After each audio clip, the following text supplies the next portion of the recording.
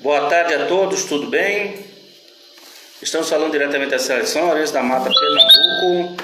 Hoje é o dia 16 de dezembro de 2020. 16 de dezembro de 2020, nesta tarde de quarta-feira, 30 graus aqui na cidade de São Lourenço da Mata. Estamos fazendo nossa penúltima passada, penúltimo bate-papo do mês, do ano. E depois, no próximo sábado, encerraremos as nossas lives. Estaremos falando com a cineasta Kênia Zanata para encerrarmos esse projeto de bate-papo. Ano que vem tem mais. Hoje eu vou receber aqui a ativista dos direitos humanos, Maria Carmo dos Santos. A Maria Carmo dos Santos vai falar conosco sobre diversos assuntos, dentre eles a sua participação nos eventos com o médico Roger Abdussan e o médium João Teixeira de Farias, suas similaridades e tudo o que aconteceu, os bastidores dessa luta do grupo que a Maria do Carmo trabalha. A Maria do Carmo, que é mestre em História da Arte, ela também é especialista em educação e uma ativista há muitos anos dentro do Brasil, lutando contra esses episódios. Estaremos conversando com ela sobre esses dois casos específicos e outros casos que ela vai conversar. Lembrando a vocês, então, que hoje nós estaremos com o nosso penúltimo bate-papo e a partir de estaremos reiniciando no mês de fevereiro. Então hoje receberemos a Maria Carmo dos Santos e depois a cineasta Kênia Zanata, e que todos esses papos eles estão gravados tanto no IGTV, no YouTube e também no Facebook, ok? Você que perdeu algum papo, pode ir lá no Facebook, na nossa página, ou então aqui mesmo no Instagram, no IGTV, para que possa rever e, claro, após rever, criticar, mandar mensagem, opinar, etc. Tá bom? Então hoje a nossa convidada é Maria Carmo dos Santos, Maria do Carmo Santos.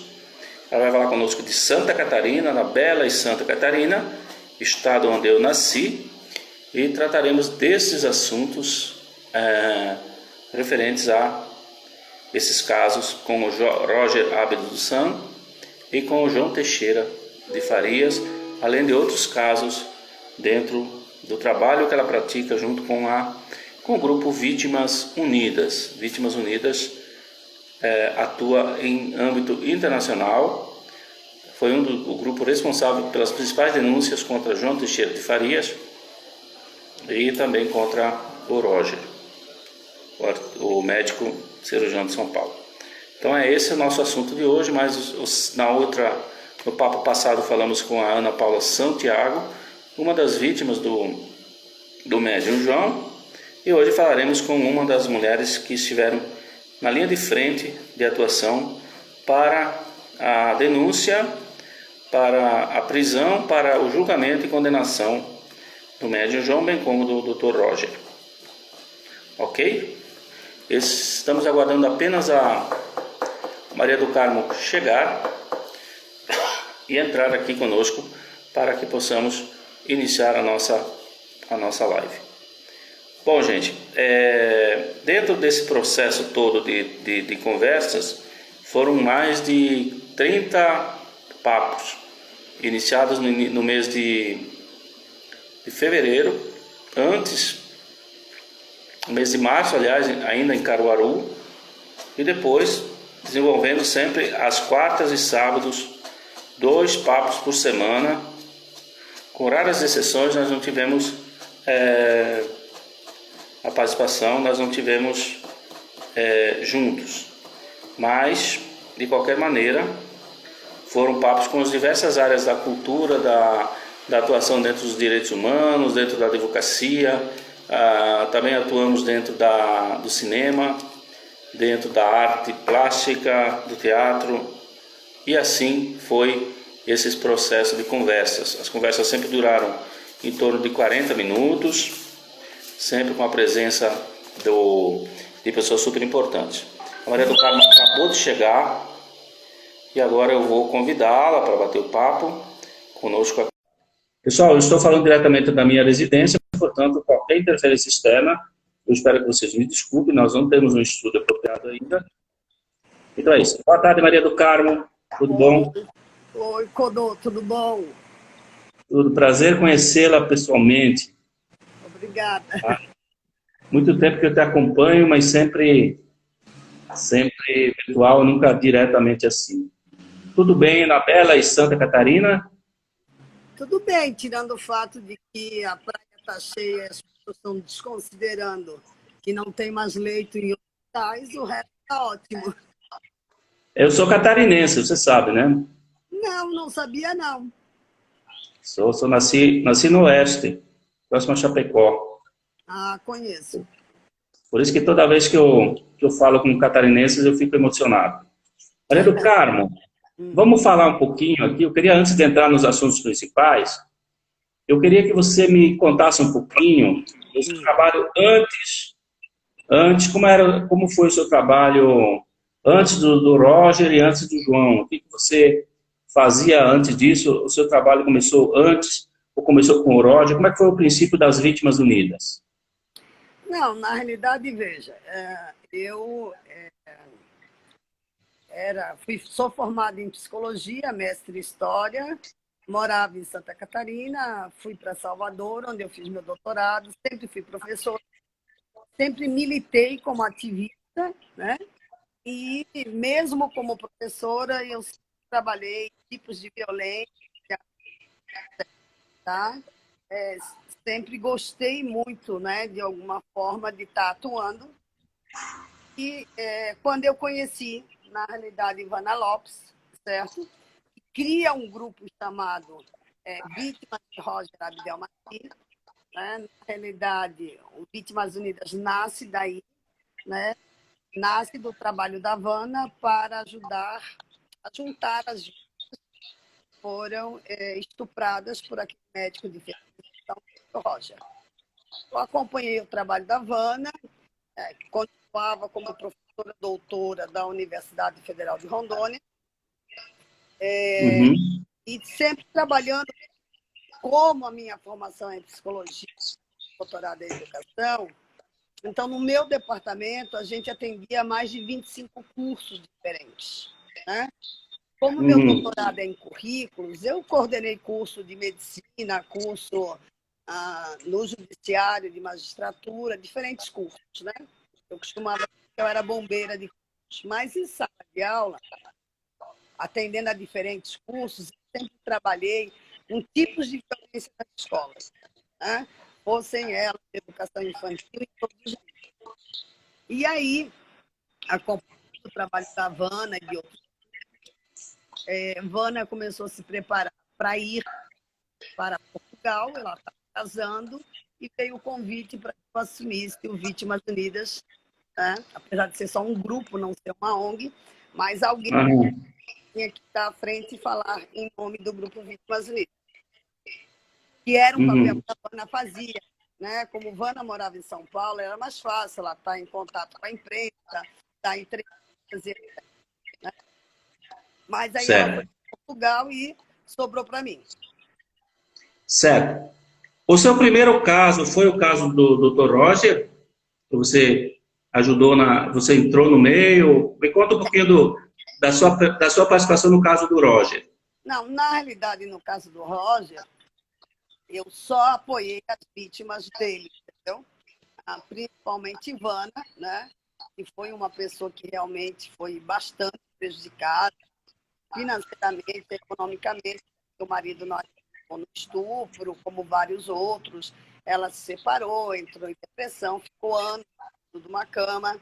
Então, eu dei muito mais apoio psicológico às vítimas do que atuar no caso, tá? Então, no caso Roger, eu acompanhei, né? Na realidade. Sim. E qual foi a extensão real do caso Roger? Em números ou em pessoas? O Ou caso isso nunca foi mensurado? Ele foi um marco, por quê? Foi a primeira vez, tá? E vítimas que nunca tinham se visto, né? Se juntaram e a palavra detalhes que as vítimas contaram passaram a ter um peso muito grande, entendeu? Então, nesse Sim, ponto, o caso do Roger foi um marco. Por quê? Porque contraria tudo aquilo que a gente está acostumado na nossa sociedade, né? Um cara rico, milionário, de novo, né, global, certo? Acostumado, né, paparicado por grandes artistas, grandes personalidades, e que a casa caiu, entendeu? Né? A Havana tinha denunciado ele muito tempo antes, mas não teve guarda, vamos dizer assim, Paulo, era a palavra dela contra dele. Até que uma funcionária dele denunciou ele, tá? Isso é bem retratado, existem 2 livros específicos de trabalho do Roger, que é um do Vicente Vilardaga, que é a Clínica, e o outro é da Havana, que é escrito pelo Claudio Pinoli, que é Bem-vinda, que dão base à minissérie da Globo, né? sim, eu assisti. Uhum. Mas É,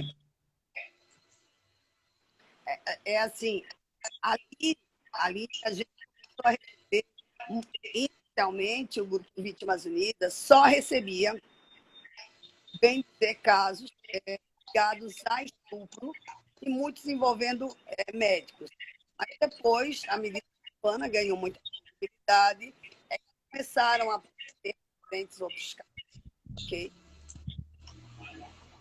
entendi. Bom, depois disso, vamos falar um pouquinho também da questão do João. O João é um caso particular porque eu também tenho participação nele Sim. e nós todos passamos aí. Me conta aí, como é que foi o começo do caso João para você? Quando é que você e sua equipe entraram em ação, ficaram sabendo? Aham. Olha só, o caso João realmente mudou, acho que a vida de muita gente. Foi só, né,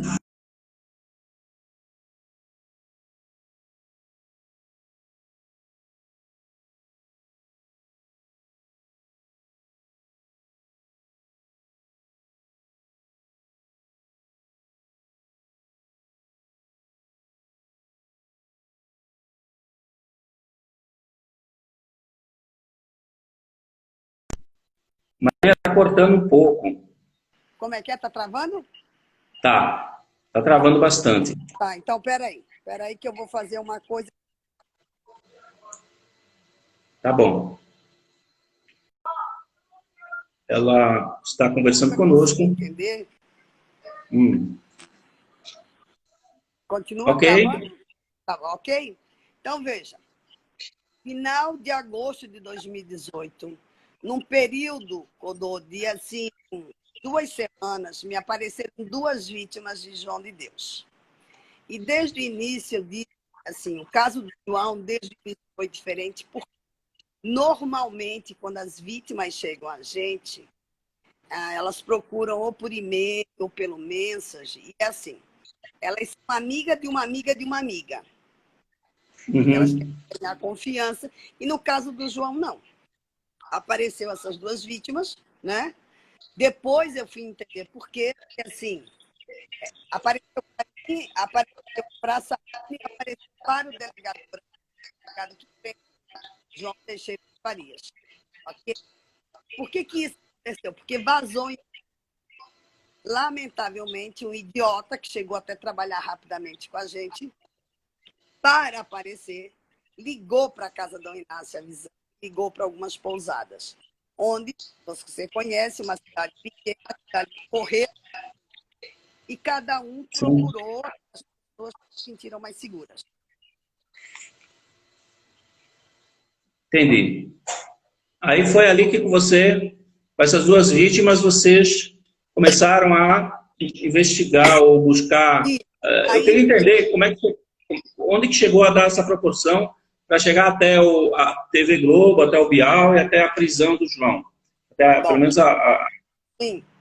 Aí o que aconteceu? Essas vítimas chegaram, uma delas tinha saído de lá, mas morou 20 anos lá, e elas começam a dar detalhes e dar o contato de pessoas em Abadiânia que Uhum. ganhar confiança, poder estar. Ao mesmo tempo, precisa lembrar, como professora, pesquisadora, orientadora, né, de graduação, mestrado, doutorado, pega um vício de como pesquisar na internet. Então, eu fiz 2 movimentos. Comecei a entrar em contato com pessoas de Abadiânia, começaram a me ajudar e ganhar a confiança delas, e, ao mesmo tempo, eu comecei a procurar na internet. E, para minha surpresa, Codô, desde 2008, sabendo procurar, não só os crimes sexuais, mas, inclusive, a acusação de que o João teria matado, ok? Dentro do pátio da casa da Inácio, o delegado Borjão, como o Mário Reis, como a morte do Urubatã, tudo isso estavam nas redes sociais. Tinha um conjunto de depoimentos de mulheres que foram vítimas dele e um conjunto de declarações de crimes que ele tinha. E aí, eu fui trabalhando, fui pesquisando. Foi quando, através de uma das vítimas, ela me contou algo muito grave, já uma terceira, quarta vítima, e ela me pediu que eu não contasse a ninguém, né? Me fez estar. E eu perguntei se ela já tinha contado a alguém. E ela me disse que tinha contado a Sabrina Bittencourt. É onde eu conheço a Sabrina Bittencourt.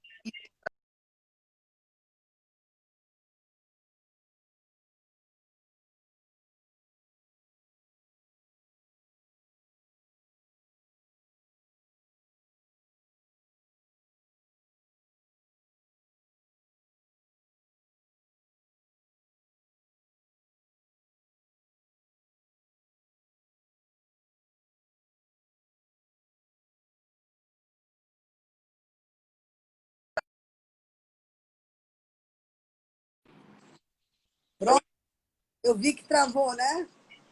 Travou de novo. Aí, Codô, o que aconteceu? Eu entro em contato com Sabrina.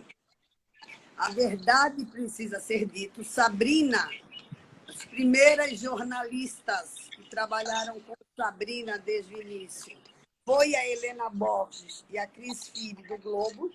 A Cris Fibe, inclusive, está para lançar um livro sobre isso. E depois é que ela é procurada pela Camila Apio, do programa Pedro Bial, e começam também a trabalhar juntos, tá? E aí acabou dando, né, naquele escândalo e naquela proporção que deu. Sim, porque aí foi um efeito cascata, né? A partir do momento que um falou, começou a Sim. aparecer gente de todo lado querendo se posicionar. E como é que foi o critério para vocês avaliarem o que era a verdade e o que não passava de um momento que estava aproveitando a... Ou vocês não fizeram essa triagem nesse momento? Não, a gente fez essa triagem porque, assim, ó, normalmente, Todô, os depoimentos eram muito detalhados e muito consistentes. E ninguém foi para a Badiânia, havia um dado da gente que era muito importante, que é assim, ninguém foi para a Badiânia e não ficou numa pousada, não ficou no hotel, não conheceu um guia de turismo ou alguém da casa, entendeu? Então, a pessoa apontava dados e, àquelas alturas, todo mundo do Vítimas Unidas e do COAME estava voltado às mídias, estava voltado aos comentários, que foi, inclusive, como a gente leu o teu comentário nas redes sociais e te procurou, entendeu? Sim. Ao mesmo tempo, nós tivemos a ajuda de várias pessoas em Abadiânia que sabiam, por exemplo, os esconderijos, onde estavam armas, onde estavam dinheiro. Então, a gente tinha depoimentos, veja, não que não aparecesse uma ou outra pessoa tentando pegar carona, etc. Mas nós deixávamos muito claro que nós só tínhamos o papel de acolher, nós montamos um grupo de terapeutas, inclusive, para apoiar essas vítimas, e encaminhar elas para o Ministério Público, certo? Muitas, a Ana Paula, por exemplo, a Ana Paula ficou meses comigo até resolver dar o depoimento dela. muitas vítimas até hoje não vieram a público, entendeu? Sim. Então, assim, era muito difícil a vítima mentir, por quê? Ela tinha um souvenir, ela tinha a passagem, ela tinha fotos na casa, entendeu? E ela descrevia, havia um modus operandi, né, de detalhamento, Uhum. entendeu? E detalhes íntimos mesmo. Há detalhes íntimos do João que só quem viu ele com a calça baixada poderia saber. Uhum. Entendi. Sim. Está Né? cortando ainda. Sim, sim, sim. Com certeza. E ali também houve uma questão que eu percebi com o tempo que nós estávamos lá, que o crime ele estava tão acima do bem e do mal, pode passar, que eles não se preocupavam muito em esconder muito as coisas, né? Começaram a se preocupar em esconder depois que começou a acontecer as denúncias. Qual foi a atuação do Ministério Público de Goiás nessas questões todas? Porque ali você sabe que é uma dificuldade muito grande, principalmente ao Judiciário de Abadiânia, especificamente, a Polícia de Abadiânia, e principalmente, e parte do Ministério Público de Goiás também. Tenho certeza que você encontrou dificuldade. Me conta um pouquinho dessa história, dessa parte. Olha, veja, eu lembro que na minha primeira oitiva oficial ao própria Força Tarefa de Goiás, que foi em janeiro de 2019, meu primeiro contato com o Ministério Público, no caso João, foi em dezembro de 2018 aqui. Mas para a Força Tarefa Uhum. foi em janeiro. E havia uma solicitação deles de que a gente passasse diretamente esses informantes, essas vítimas, diretamente por eles, né? Que não precisaria supostamente passar por um crivo nosso, é verdadeiro. Só que isso era dito, e eu tenho escrito e gravado vários informantes. Tem uma informante que diz assim: eu prefiro morrer a me apresentar ao Judiciário, ao Ministério Público do Estado de Goiás. Ok? Por quê? Uhum. Todo mundo sabia, agora a sair de lá, que o João era amigo daquela Luísa, que ficou 18 anos em Abadiânia. Né? Todo mundo sabia que, inclusive, foi encontrado, né, que o João tinha carteira como se ele fosse da inteligência da Polícia Militar, da Polícia Civil. E, claro, veja, havia, e é uma coisa que eu quero deixar clara, assim, o meu entendimento até hoje, tá? É que, lamentavelmente, assim, se você pegar, e a gente guardou tudo, é óbvio, as primeiras declarações do Ministério Público ano passado, eles têm muito claro, né? Porque isso foi dito pela Força-Tarefa do Ministério Público de São Paulo, como de Goiás. Existem 4 pessoas que são citadas por muitas vítimas que sabiam. Eu não tenho a menor dúvida, Codô, que todos os tradutores sabiam. Então, você olha os depoimentos, você olha as oitivas do próprio Ministério Público, que eles dizem isso. Não há dúvida de que o João não poderia ter atuado por mais de 40 anos cometendo esses crimes se ele não tivesse tido a ajuda de agentes públicos e privados. Só que você não vê isso hoje. O que você Uhum. percebe que hoje, 2 anos fez ontem da prisão do João, meu entendimento, e eu vou ser muito clara, eu, pessoalmente, passei o teu print, o teu celular para a delegada e para o promotor público. Você nunca foi ouvido. E você não é a única testemunha que nunca foi ouvida. E eu não conheço, de todos os casos que eu trabalhei, eu não conheço delegada e promotor público que esteja investigando um caso tão grave que não queira ouvir testemunhas. Isso, Concordo. eu acho que o caso do João de Deus, se tu quer saber, né, como ele é conhecido, eu gosto de chamar ele de João do Capeta. Para mim, ele é um dos piores exemplos que nós temos nesse país. Se eu tenho, é porque eu disponibilizei, veja, não há nada que eu tenha dito em minhas lives, não há nada que eu tenha afirmado que eu não tenha tido que comprovar para o Ministério Público Estadual e Federal, porque eles não trabalham com fofocas. O João, para te ter ideia, ele foi oficialmente denunciado na Embaixada do Brasil em Viena em 2006. Portanto, há 14 anos. Essa vítima nunca teve nem resposta. Né? O João foi denunciado por diferentes crimes e etc. E nunca.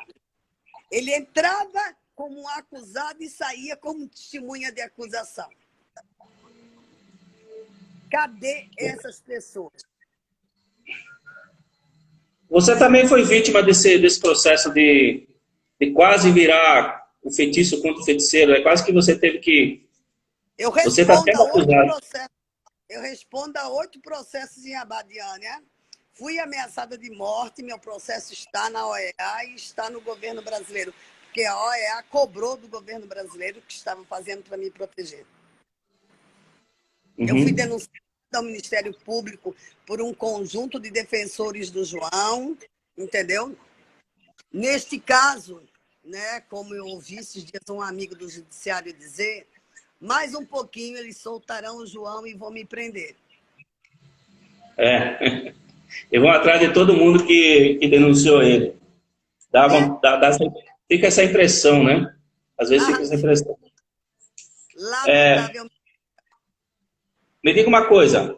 No caso do Roger e no caso do João, eles exploravam uma coisa chamada esperança, né? Um a esperança de ter um filho e o outro a esperança de uma cura.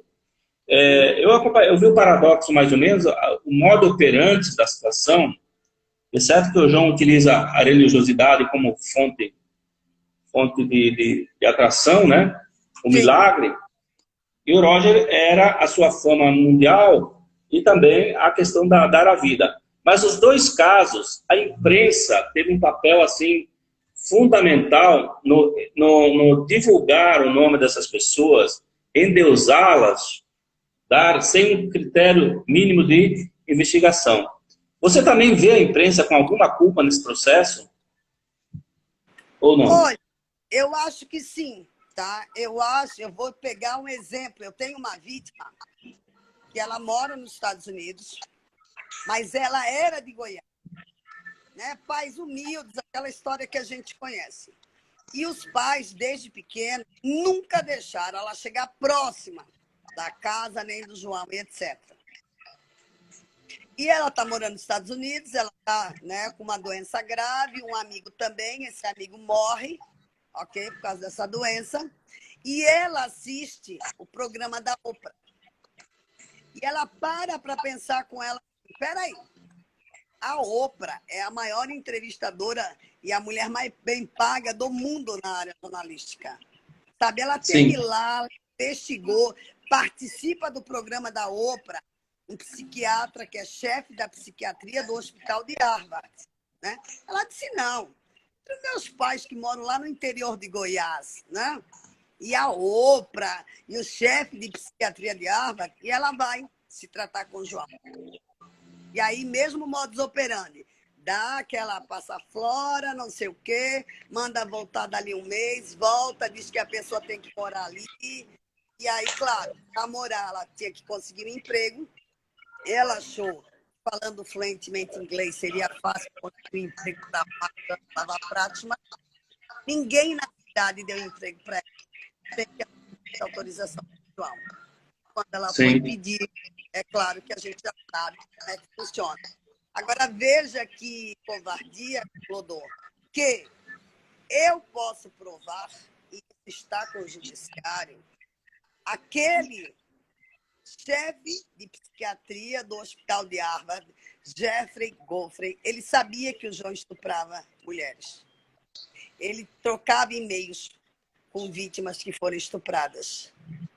E ele vai para o programa da Oprah, ele vem ao Brasil, ele pesquisa o João, ele vai para o programa da Oprah e ele não dá uma palavra sobre isso. Aliás, eu fui saber, inclusive, por um cinegrafista internacional, por um diretor internacional de cinema, que a própria equipe da Oprah sabia. Sim, porque chegou um momento em que as pessoas começaram a temer que fosse manchar seu currículo, né? A própria Oco, a própria Xuxa, foi uma debandada geral, inclusive os políticos que estavam sempre ao lado dele não apareceram mais em público, os atores, inclusive naquele documentário da TV Globo, o Marcos Frota falava assim como que se estivesse sentindo pena do João, como se estivesse Sim. sentindo até, né? Sim. Eu senti ali que ele estava quase querendo defender o João naquele momento. Foi uma coisa que vai deixar uma marca estranha nessas pessoas. Me diga uma coisa, foram 380 vítimas no caso do João, mais 100 e não sei quantos no caso do Roger, mulheres que diziam que tinham sido violentadas. Precisou tanta gente falar, tanta gente confirmar para a voz da mulher ter força. Se fosse com um homem, seria diferente? Eu acho que sim, porque a nossa sociedade, lamentavelmente, é sexista, machista, sabe? É muito complicado, viu, Clodo? Muito complicado. Eu não sei se você chegou a reparar numa fala, numa dessas reportagens que teve já, né, com o segundo advogado do João, e você percebe na fala dele qual será a tese dele de defesa, né? Para que se constate um estupro, é preciso que a mulher diga claramente não. O que não é verdadeiro, entendeu? Tipo assim, eu acho que, no caso o Roger foi condenado inicialmente a 248 anos de prisão. Claro que teve aquele deslize do Gilmar Mendes, que, mesmo sabendo que ele tinha dupla cidadania, deu um habeas corpus a um cara condenado a 248 anos de prisão. Ele foge, fica 4 anos foragido, volta, e aí dali, na medida em que ele é preso, é o caso do João. Né? O João, 3 meses antes de ser preso, estava estuprando mulheres ainda, ok? Mesmo sem penetração, mas estava. À medida que eles vão presos, todos eles viram pessoas doentes, pessoas frágeis, entendeu? Deixam de ser aquilo. Eu acho que a nossa sociedade é permissiva, a nossa sociedade é cínica, acho que há uma incompetência do nosso judiciário e no que depender de mim, eu vou lutar muito, muito, muito, porque nem 1/10 dos crimes do João vier à tona, para que o caso João de Deus se transforme, ok? Numa CPI. É inadmissível, inadmissível, literalmente, entendeu? Que uma cidade, a 1 hora, uma das denúncias que eu fiz ao Ministério Público Federal tem 68 páginas. Durante 20 anos, todos aqueles guias que você conheceu, né, todos aqueles guias que estavam aí na internet divulgando, etc., eles atuaram, ok, fora da lei. A Casa Dom Inácio dava uma carteirinha para que o cara fosse guia da casa autoritária, e aquilo é ilegal. Certo? Sim. Porque a profissão de guia é regulamentada por lei nesse país. Então, Mas um local fora da lei, esse era o mínimo, o crime menor, né? Só que assim, ó, veja, a minha opinião, tá? Uma coisa é o cara agir ao rigor fora da lei, não respeitar a lei e ninguém saber. Agora, na medida em que se tornou público e que a gente jogou, quando nós jogamos esse filho feio no meio da sala, não deu mais para que os políticos amiguinhos do João, e não eram poucos, encobrir. Porque eu lembro quando estourou o escândalo da fala, por exemplo, do Renan Calheiros. Se deve investigar, mas se deve permitir que o João continue a atender. Por quê? Por quê? Porque não são poucos também os casos, ok? De pessoas que trabalharam na casa há 20 anos contando, dos políticos que iam lá e saíam com malas de dinheiro. Sim. Okay? Eu, inclusive, entreguei dinheiro para políticos de Goiás, para delegados. Enfim. E por que o Ministério Público não quis te ouvir, né, Codô? Não foi porque você não se disponibilizou, porque você, por e-mail, se colocou à disposição e eu mandei, eu posso provar, ao Ministério Público do estado de Goiás, que para mim é omisso nesse caso. Uhum. Em relação a você não ser ouvido, para mim isso é uma omissão do Ministério Público. Pois é, eu tenho endereço fixo há 20 anos, minhas contas sociais, meus e-mails, meus telefones estão aí há 15 anos, minhas redes sociais, nunca fui procurado. Mesmo que não tivesse, Codô, veja, mesmo que a justiça de Abadiânia de Goiás não tivesse teu interesse, porque eu mandei teu celular, eles não tinham meu e me acharam tão fácil para me processar. Sim, concordo com você. Nos 2 Sim. primeiros processos, eu fui julgada à revelia, mesmo tendo eu e o meu advogado de São Paulo sido ameaçados de morte. Foi oferecido 3 milhões de reais para me entregar para o Sandro. Maria, como é que você lida? Você anda com o corpo de seguranças ou você só mesmo com a... Não. Que sua vida é meio complicada. Ou você está tranquila nessa sua luta? Que já são 2, né? Estou tranquila, eu moro sozinha. Ok? Claro, eu não sou uma pessoa muito... Já não era. Eu moro sozinha. O meu prédio aqui, que eles têm o endereço, todos eles, né? Inclusive os milicianos de Abadiânia que estão me processando. Ninguém entra sem ser filmado, ninguém sai, ok? E eu tomo um cuidado. Hoje eu tenho, né, um grupo de pessoas que, de uma certa forma, me foi oferecido se eu queria segurança, mas eu não quero. Eu não sou bandida. Veja, Codô, eu não sou a bandida. Eu não tenho que ter policial na minha porta para me proteger, porque um canalha estuprou, fez vítima em mais de 11 países. Sabe? Um pedófilo que mexeu, inclusive, com menor. O nosso judiciário, eu volto a dizer, enquanto eu viver, eles que rezem, então, para eu morrer, eu vou brigar para que tenha uma CPI e tudo que envolve João Teixeira de Farias, o número de camas de cristais que tem no exterior, e isso está na contabilidade dele, e todas as pessoas... Vejam, eu não sei se vocês soube, mas eles reabriram o caso daquela estrangeira, da Nelore, vem para Abadiânia, porque o filho, né, tem problema com drogas e é assassinado. E, claro, ela leva um tiro no rosto, é sangue para tudo quanto é lado, e o policial e o funcionário que foram fazer o primeiro atendimento colocam por escrito que aparentemente é morte natural. Depois, o fantástico, cadê? Olha, Clodô, a gente está pedindo, né, eu, a imprensa, etc., desde as primeiras buscas e apreensão que encontraram na casa do João Pedro, cadê a perícia daquelas pedras?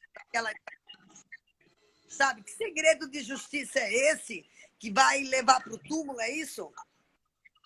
Eu acuso veementemente, Há algo de errado nessas investigações. Ontem, a Ana Paula chegou agora. Ontem à noite eu estava conversando com a Ana Paula e nós comentando com ela sobre João.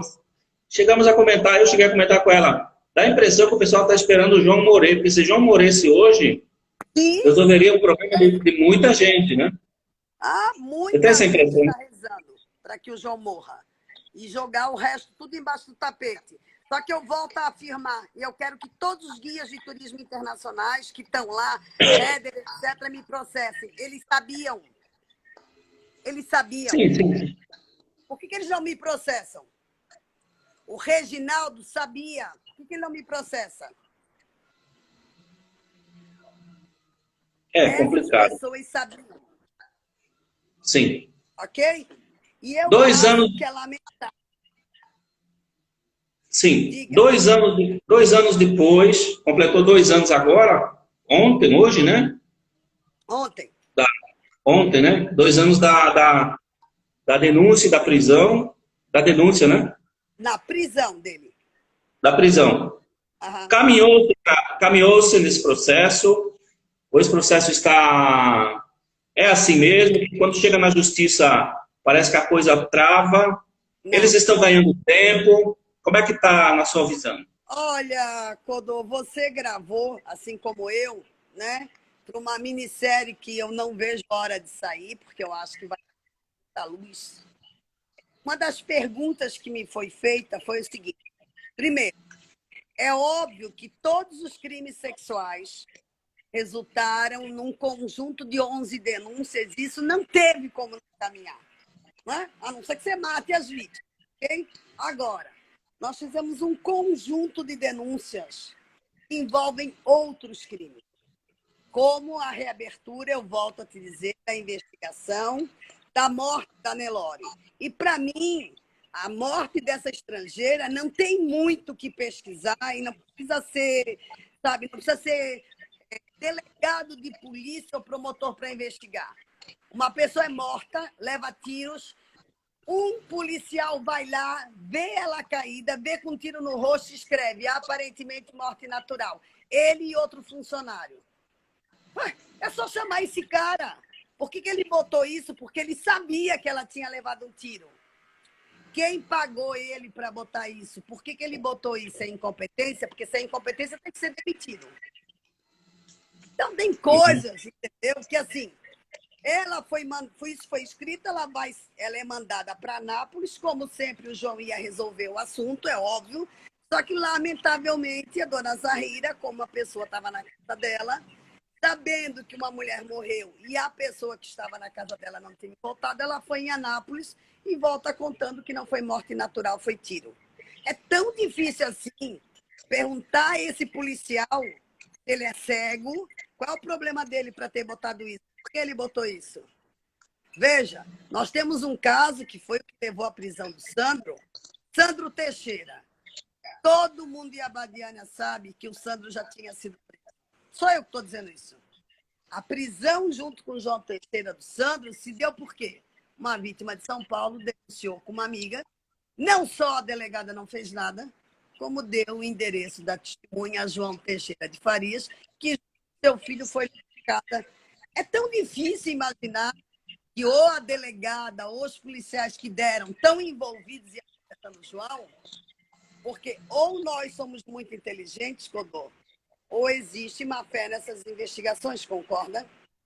Sim, sim, sim, sim, sim. E eu Sim. posso lhe garantir, eu não tenho muita coisa a perder, eu vou até o final, porque eu fiz uma promessa a pessoas simples de Alagoas. Há muita gente que me entregou muita prova, que eu iria até o final. Eu não sei quem tem o rabo preso nessa história ou não, mas eu não tenho. E E eu onde irei. será? E qual é o final que você imagina? O final idealizado por você?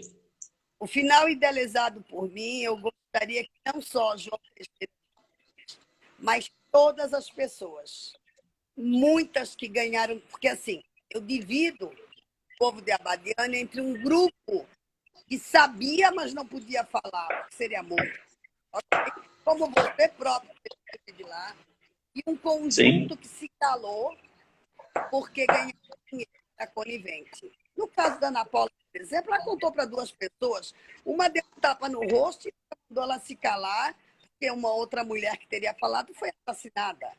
Peraí, ninguém é criança nessa história. Essa história se repete por muitas vítimas. Não é uma nem duas. Então, para mim, é que a justiça prove que realmente aquilo que está na Constituição estava. Todos somos iguais perante a lei. Os donos de pousada, em sua maioria, sabiam. Todos os tradutores sabiam. Pessoas tiveram a vida estragada, muitas, destruídas, muitas. entendeu? Uhum. Demais, demais. Além desses 300 casos, são os familiares, os filhos, os maridos, os pais. Se você vai botar na ponta do papel, é muita gente. E fora as que não apareceram, né? Os Ah, mais sim, eu humildes. tenho muita que não denunciou, que não acredita. Sim. Tem muita vítima aqui desde o início e isso me incomoda muito, porque eu disse a essas vítimas para confiarem em mim que a gente ia fazer justiça. Eu disse que dessa vez ia ter justiça. E, de uma certa forma, é como se eu tivesse enganado essas pessoas humildes que me ajudarem a Badiânia e muitas vítimas, porque eu disse vai ter justiça. E não está tendo. A prisão do João, para mim, é nada. A prisão do João, para mim, é nada. Ele, eu volto a dizer, primeiro, ele não era o único que estuprava, já começa por aí. Né? Ele não é o único. E mais, assim, há todo um conjunto de pessoas que, além de serem, além de saberem que aquilo acontecia, ainda continuam atacando não só a mim, mas como as vítimas. As vítimas do João são revitimizadas o tempo inteiro.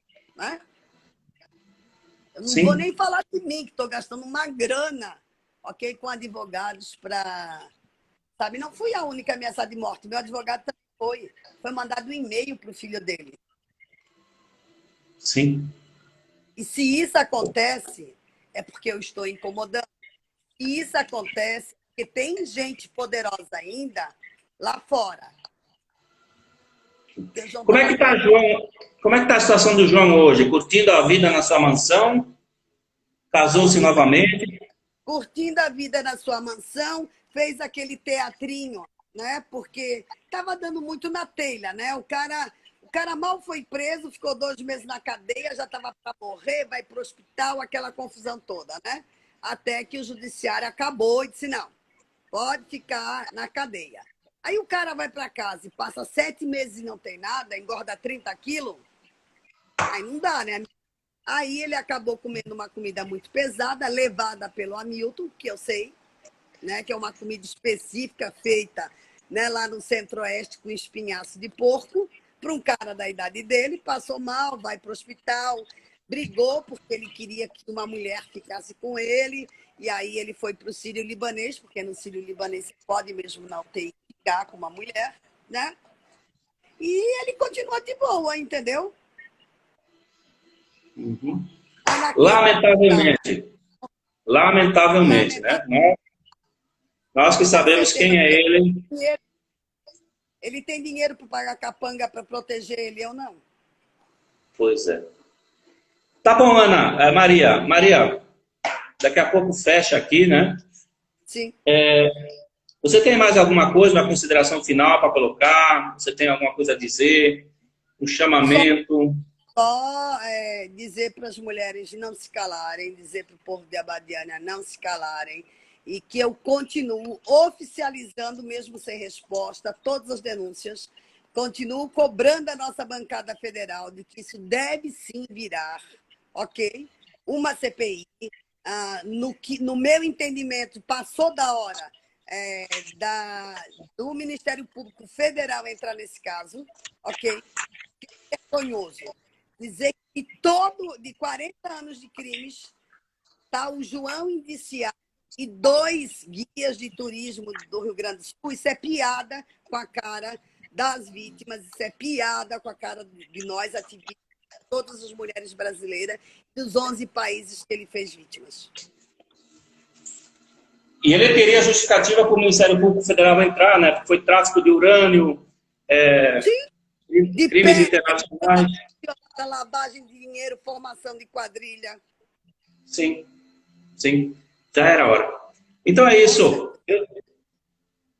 Eu desejo a você muita força, muita sorte, te admiro muito. Obrigada. Um bom final de ano, um bom Natal. E esperemos que ano que vem, João, volte para a prisão e quem esteve com ele também, que é o seu ideal, né, Maria? Muito obrigada pelo convite, me coloca à disposição e no que depender de mim, com certeza ele voltará para a cadeia, porque enquanto eu viver, eu vou lutar para que haja justiça pelas vítimas. Olha, a Ana Paula está sugerindo que a gente faça outro papo na semana que vem. Não sei se você tem condições. Para mim, tudo bem. Eu tenho muitos detalhes. para que Certo. eu entendo que essa luta do João representa uma luta contra todo o judiciário que muitas vezes peca em relação à luta das mulheres, do feminicídio, do estupro e da pedofilia. Vamos deixar pré-agendado para a próxima semana. Aí a gente continua um papo aí, tá bom, Maria? Obrigado, Combinado. querida. Eu que agradeço, tá bom? Um abraço. Obrigado a todos que estiveram comigo. No sábado eu vou estar falando com a cineasta Kenia Zanata. Kenia Zanata, que a gente conhece também. Vamos falar de cinema e de outras coisas aí, tá bom? Até sábado às 15 horas. Um grande beijo a todos que estiveram comigo. E muito obrigado aí, Maria. Boa sorte, força, precisando de nós, estamos aí. Também, amigo. Tchau. Tá bom? Tchau. Tchau, Ana Paula. Um grande abraço.